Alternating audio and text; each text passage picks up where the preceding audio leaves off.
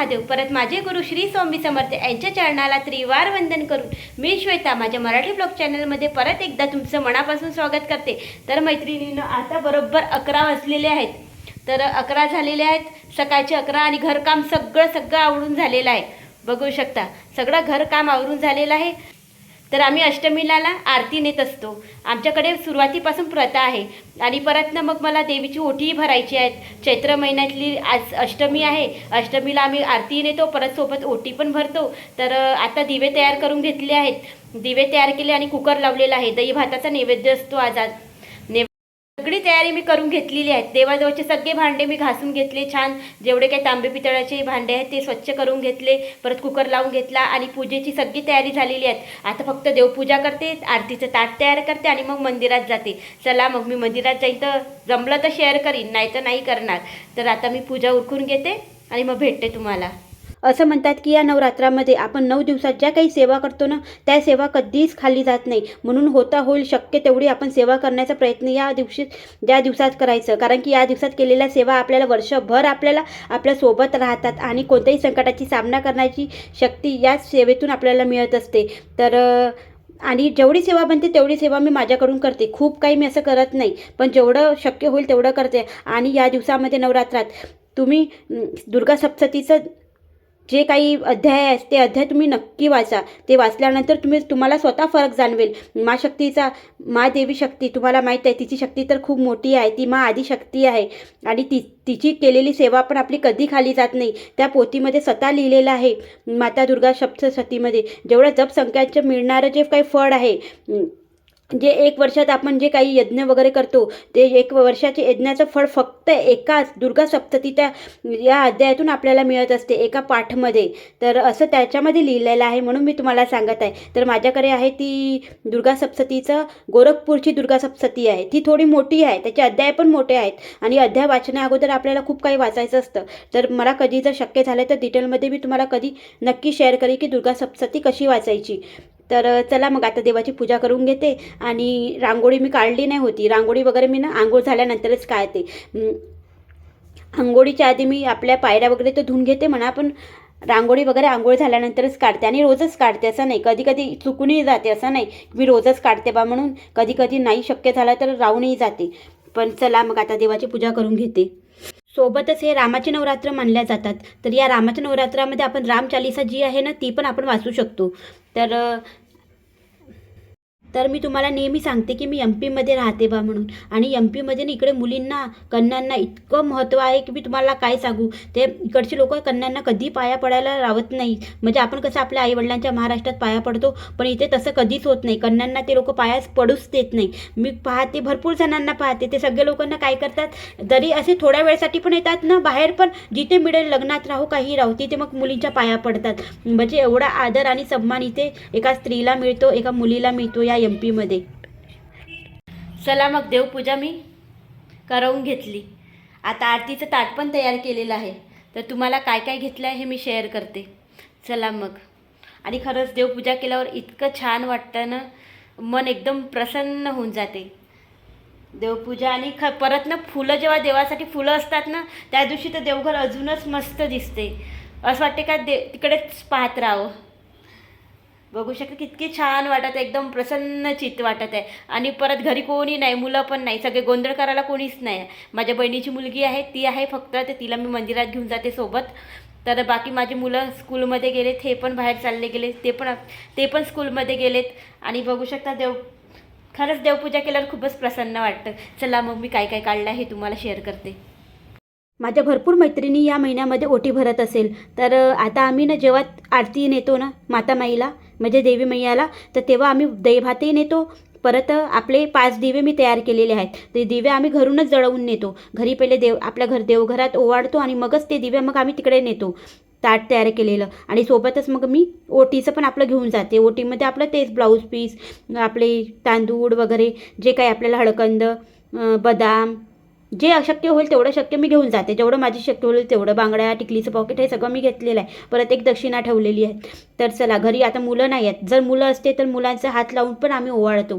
म्हणजे जेवढे घरी सदस्य असतात ना, तेवढ्या सदस्यांचा हात लावायचा आणि घरी देवाला ओवाळायचा आणि मग ते ताट आम्ही मग देवाकडे नेतो. पण आज सगळे ना घरी कोणीच नाही आहे आणि सोबत ना आज मंगळवार पण आहे आणि खूप चांगला दिवस आहे. तुम्हाला माहीत आहे मंगळवार म्हणजे हा माता राणीचाच दिवस आहे, आदिशक्तीचाच दिवस आहे. मी खूप विचार केला की मी लवकर जाईल, पण कामं वगैरे करण्यात आणि घरची पूजापाठ हे ते करण्यामध्ये वेळ होतो.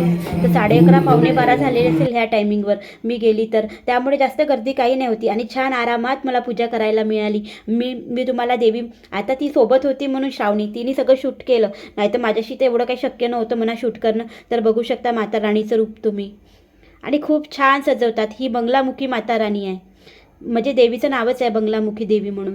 तर चला मग आता आरती ओवाळली, त्याच्यानंतर मग देवाची पूजा वगैरे केल्यानंतर ओटी वगैरे भरली आणि घरी आली. तर माझी दुर्गा सप्ततीचा अध्याय मी आता इतक्यात वाचत आहे, तर ते वाचायचे होते. तर मग त्या अगोदर ना आपल्याला दुर्गा देवीचे 108 नावे वाचायची असतात, सोबतच खूप काही वाचायचं असतं. आता मी तुम्हाला नंतर सांगेल म्हणा. मी चला मग मंदिरातून आली, पूजा केली, दुर्गा सप्ततीचा एकच अध्याय वाचला. जमलं तर मग मी नंतर अजून परत वाचील. आणि आता ना 1 वाजलेला आहे बरोबर, आणि आज सुदैवाने आज मंगळवार आहे आणि मंगळवारचा माझा उपास राहतो. तर आता फराळाचं बनवते, साबुदाण्याची उसळ वगैरे आता बनवते, कारण की सकाळीच मी साबुदाणा भिजत घातला होता आज. चला मग आता उसळ बनवून घेते आणि मग नंतर मी व्हिडिओचा एंड करीन. चला मग. तर मैत्रिणींनो, मुलं सकाळीच घराच्या बाहेर पडले तरीही माझा कामात कसा वेळ जातो हे मला स्वतःला कळत नाही. तर बघा, तर मग ना आता जे काही होतं ते सगळं मी काढून ठेवलेलं होतं. कणिक वगैरे भिजवली, आंघोळ केल्यानंतर कुकर वगैरे लावला होता, ते सगळं बाहेरच होतं आणि जे काही आहे ते त्याच्या जागी ठेवून दिलं. आणि मी तुम्हाला साबुदाणा दाखवते. साबुदाणा इतका छान माझ्या हातचा इतका छान भिजतो ना. मी सकाळी 6 वाजताच भिजत घातलेला होता, आता कमीत कमी 12-1 वाजलेले आहेत, कमीत कमी 5-6 तास होऊन गेले. तर पूर्ण मोकळा फळफळा असा साबुदाणा आपला तयार झालेला आहे आणि वेळ झालेला आहे. तर माझ्याकडे शेंगदाणे काही भाजलेले वगैरे नाही आहे, शेंगदाण्याचं कूट वगैरे. तर मी काय करते, कच्चे शेंगदाणे बारीक करते. आणि खरंच तुम्ही पण कच्चे शेंगदाणे बारीक करून त्याला तेलामध्ये छान असं कडसवू द्या आणि मग त्याच्यात खिचडी खाऊन बघा, खरंच खूप टेस्टी आणि 1 नंबर होते. मी नेहमी अशीच खिचडी करते. तर त्यामध्ये फक्त मी गोडनीम, मिठी नीम जी आहे ती टाकणार आहे, गोडनीम सोबतच आपल्या मिरच्या. बटाटा वगैरे मी काहीच घालणार नाही आहे, कारण की वेळही झालेला आहे आणि मला बटाटा वगैरे टाकलेल्या खिचडीमध्ये तेवढं नाही आवडत. आवडते म्हणा, मी कधी कधी टाकते, पण सहसा मी बटाटा अवॉइडच करते. थोडासा साबुदाणा मी जास्तच भिजत घातलेला आहे, कारण की आपण तर खातोच, पण आपल्याकडे मुलं पण आहेत. त्या मुलांनाही थोडीशी आस असते की मम्मीनी जे काही बनवलं ते आपल्याला खायला मिळेल म्हणून. आणि साबुदाणा तर तुम्हाला माहीत आहे कोणाला नाही आवडत. फक्त माझ्या मोठ्या मुलीला नाही आवडत म्हणा, माझ्या लहान मुलाला खूप आवडते. तिला नाही आवडत, तिला वडे वगैरेच आवडतात, पण तेवढा साबुदाणा नाही आवडत. परत ना तिला भगर खूप आवडतो, तर त्यामुळे भगर वगैरे तिखट केला तर मी ठेवते तिच्यासाठी. आणि मुडी काम आहे तिचं, आवडलं तर कधी खाते, कधी नाही खात. आणि शेंगदाणे टाकले आहे ना, ते शेंगदाण्याचा कलर पूर्ण चेंज झालेला आहे. असं चेंज होतपर्यंत मी छान तसं भाजून घेते, मी अगोदर नाही भाजत. चला मग आता मी साबुदाणा तर तुम्ही बघू शकता पूर्ण मोकळा फळफळा झालेला आहे, मस्त. सकाळीच भिजत घातलेला होता, त्यामुळे ना छान असा मुरून गेला. तर आपल्याला मी कलर चेंज होऊ दिला, शेंगदाण्याचा कलर चेंज झाल्यानंतर मग आता साबुदाणा घातलेला आहे. तर साबुदाणा आपला एकदम मोकळा फळफळा झालेला आहे. तर जेव्हा मी भिजत घातला होता ना, त्यावेळेलाच यामध्ये ताक टाकलं होतं थोडंसं. ताक टाकायचं किंवा दही टाकायचं, मग नंतर आपल्याला आंबट टाकायची काहीही गरज राहत नाही. बस अशी साधी सिंपल मी खिचडी बनवते. मला वेळ झाला की मी काही बटाटा वगैरे काहीच टाकत नाही. तर मी बटाटा वगैरे काहीच टाकत नाही, साधी सिंपल अशी खिचडी बनवते आणि खाऊन घेते, कारण की कामात इतका वेळ होऊन जातो की काय करणार आहे. पण खूप टेस्टी वाटते पण माझ्या हाती.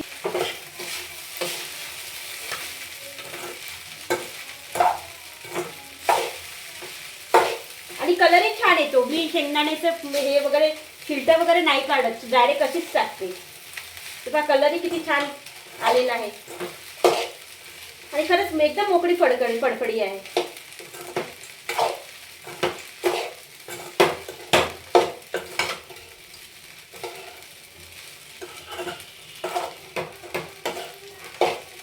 हे पहा, एकदम मोकळी फडफडी खिचडी झालेली आहे, बघू शकता. वाफेवर छान अशी शिजू द्यायची, कमीत कमी 5 मिनिट छान अशी वाफेवर शिजू द्यायची.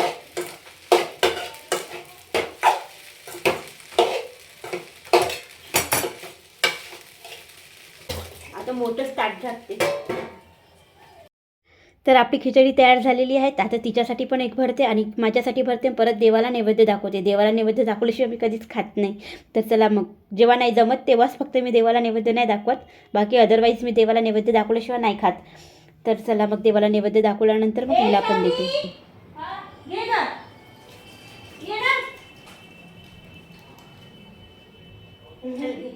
बस. चला मग मैत्रिणींनो, मी इथेच व्हिडिओचा एंड करते. आणि जर तुम्ही पहिल्यांदा माझ्या चॅनलवर आले असाल तर चॅनलला नक्की सबस्क्राईब करा, जर माझा व्हिडिओ तुम्हाला पाहायला आवडत असेल तर. आणि व्हिडिओ आवडल्यास एक लाईक नक्की करा. भेटते तुम्हाला एका नवीन व्हिडिओसोबत. तोपर्यंत स्वतःची काळजी घ्या, स्वस्त राहा आणि मस्त राहा. Bye bye.